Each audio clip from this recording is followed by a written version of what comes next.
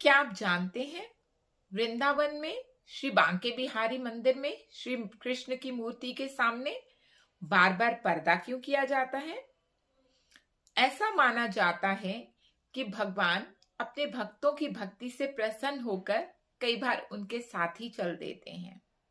आइए सुनते हैं भक्ति से परिपूर्ण ऐसी ही एक कथा। पंढरपुर के नामदेव जी महाराज जब भी हरिदर्शन को जाते उनसे अनुग्रह करते कि मेरे घर चलिए और मेरी माँ के हाथों बनाया हुआ प्रसाद ग्रहण करिए। हरि भी कहते सब यहीं पर प्रसाद ले आते हैं, तुम भी यहीं ले आओ। पर नामदेव जी अनुग्रह करते कि नहीं, आपको तो मेरे घर आना होगा। एक दिन श्री कृष्ण कहने लगे कि मैं चला तो आऊं, परंतु मेरे स्थान पर कौन खड़ा होगा? रोज लाखों श्रद्धालु मेरे दर्शन को आते हैं। नामदेव जी कहने लगे आप तो भगवान हैं, आप कुछ भी कर सकते हैं, कोई तो व्यवस्था कर लीजिए। तो भगवान कहने लगे हो गई व्यवस्था। नामदेव जी ने पूछा कैसी व्यवस्था? तो हरि बोले मेरे स्थान पर तुम खड़े रहोगे और मैं तुम्हारे घर जाकर भोजन ग्रहण करूंगा।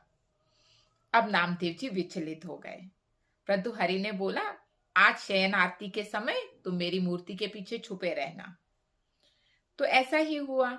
जैसे ही शयन आरती खत्म हुई तो भगवान अपने मूर्ति रूप से एकदम सहज रूप में आ गए और नामदेव को बाहर आने को बोला। जैसे ही नामदेव बाहर आए तो उन्हें अपने स्थान पर खड़ा कर दिया और लगे उनका श्रृंगार करने।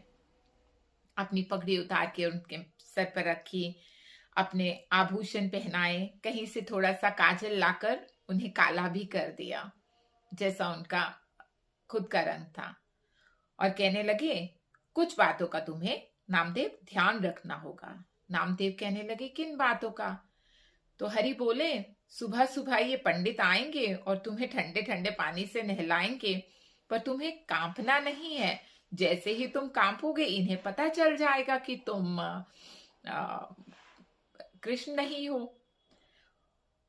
और दूसरी बात ये होगी कि फिर तुम्हें दूध से नहलाया जाएगा, फिर तुम्हें शहद से नहलाया जाएगा, और हाँ एक बात का खास ध्यान रखना, तुम्हारे मुंह पर माखन भी लगाया जाएगा। कहीं ऐसा ना हो लालच में आकर तुम अपनी जीभ बाहर निकाल लो। अब नामदेव जी कहने लगे उसके बाद क्या होगा? तो हरि बोले फिर तुम्हारा श्रृंगार किया जाएगा और उसके बाद सभी हरि भक्त तुम्हारे दर्शन के लिए आएंगे, क्योंकि यहाँ पर हर दर्शनार्थी को अधिकार है कि वो मेरे दर्शन कर सकता है। कोई रुदन करेंगे, तुम पर विचलित मत होना। ऐसा ना हो कि तुम उनके कष्टों का निवारण करने का सोचने लगो। तो नामदेव जी कहने लगे ऐसा क्यों? तो हरि बोले मैंने सबका विधान कर रखा है, तुम किसी के रुदन से विचलित मत होना, अन्यथा इन पंडितों को पता चल जाएगा कि यहाँ मैं नहीं हूं और मेरे स्थान पर कोई और है और तुम्हारी खूब पिटाई हो जाएगी। नामदेव जी ने कहा जैसी आ गया।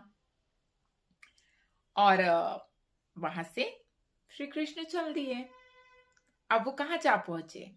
नामदेव जी के घर। आधी रात का समय दरवाजा खटखटाया और अंदर से आवाज आई, नामा तू आ गया, सारा दिन तो मंदिर में पड़ा रहता है, आधी रात को अब आ गया और घर वालों को परेशान कर रहा है। जैसे ही माता जी ने किवाड़ खोला तो सामने क्या देखती हैं? श्री कृष्ण। विठल ये तुम हो? हरि बोले हाँ माता मैं ही हूं। नामदेव रोज कहता था मेरे घर आकर भोजन ग्रहण करो, तो मैं आ गया। अब माता जी ने रात को चूल्हा जलाया, भिन्न भिन्न प्रकार के भोजन बनाए और हरि को खिलाए। थोड़ी ही देर हुई कि अभी घंटे और घड़ियाल बजने लगे। मंगला आरती का समय हो चला था। तो हरि बोलने लगे अब मुझे जाना होगा। माता जी बोली क्या तुम्हें मंगला आरती में जाना है? तो वो कहने लगे हाँ मंगला आरती में तो जाना है, हालांकि मैं व्यवस्था तो करके आया हूं, परंतु रोज जहां मैं दर्शन देता हूं आज मुझे किसी के दर्शन करने जाना है। तुम तो माता जी केवल एक काम करो कि मुझे एक काली कंबली या शॉल दे दो जिसे ओढ़कर मैं जाऊंगा।